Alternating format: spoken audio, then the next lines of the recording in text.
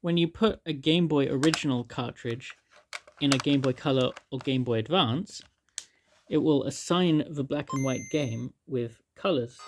For Legend of Zelda, it has red backgrounds and green sprites, so that Link, the green hero that he is, appears correctly green, even if the world of trees and grass and water all appear red.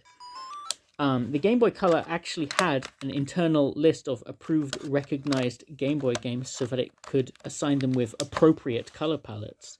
So for Donkey Kong, for example, it would make the background sort of greeny blue, like a jungle, I guess, and the sprites would appear browny yellow, which actually works really well in this game to differentiate Donkey Kong from the enemies and to make bananas and coins appear yellowish.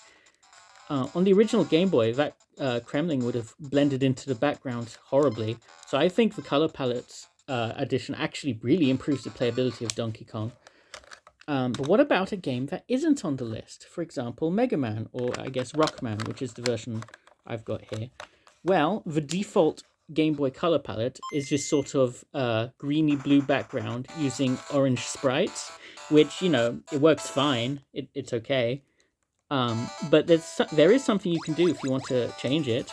Upon boot up, if you press button combinations, you can change the color palettes. So down plus B works quite well for Mega Man.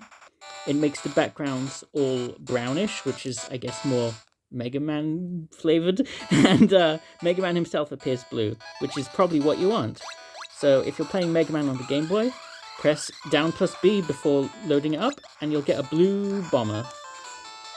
Now, this is not possible on the Nintendo Switch 2 Online version.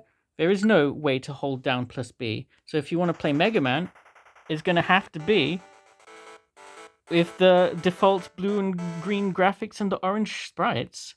So I guess, whenever you're playing on Nintendo Switch, you can just pretend that Mega Man has Crash Bomber equipped all the time, like in Mega Man 2.